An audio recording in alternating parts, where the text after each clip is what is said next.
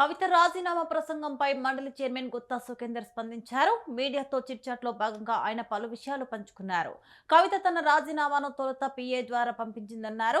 Press meet లో రాజీనామా లేఖ పంపించినట్లు చెప్పారని, అలా చేస్తే రాజీనామా ఆమోదించలేము కదా అని చెప్పారు. ఇటీవల నేరుగా కలిసి రాజీనామా ఆమోదించాలని కోరారని చెప్పారు.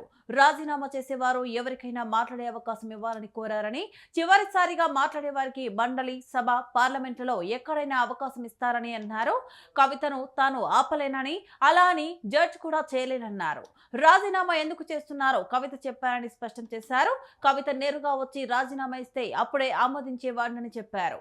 ఇటీవల సెషన్స్ కి వచ్చినప్పుడు సైతం మరోసారి రాజీనామాపై ఆలోచించుకోవాలని సూచించానన్నారు.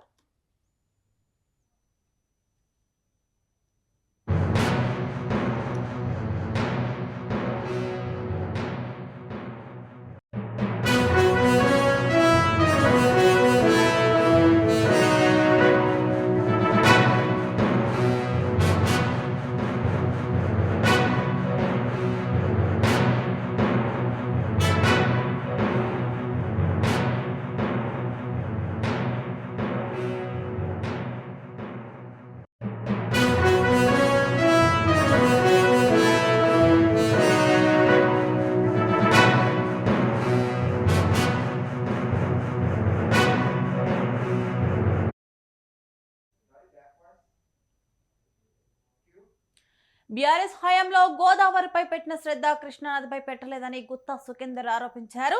గతంలోనూ తాను ఇదే విషయాన్ని చెప్పినట్లు తెలిపారు.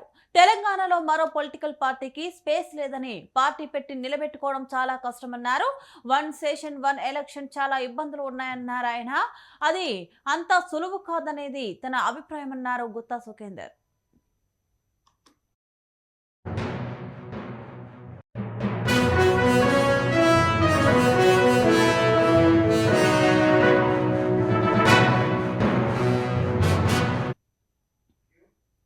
ఎంత డెవలప్మెంట్ చేసినా ప్రజలు గుర్తుంచుకోవడం లేదని మండలి చైర్మన్ గుత్తా సుఖేందర్ రెడ్డి ఆరోపించారు. వ్యక్తిగతంగా సహాయం చేసినా మర్చిపోతున్నారని విమర్శించారు. ఎన్నికలు వస్తే జరిగేది జరుగుతుందన్నారు. హిల్ట్ పాలసీలో స్కామ్ లేదన్నారు ఆయన. గత ప్రభుత్వం సైతం ఇలాంటి పాలసీ తీసుకొచ్చినప్పుడు సభలో పాస్ చేశామని గుర్తు చేశారు. పొల్యూషన్ కంట్రోల్ అనేది ముఖ్యమని తెలిపారు.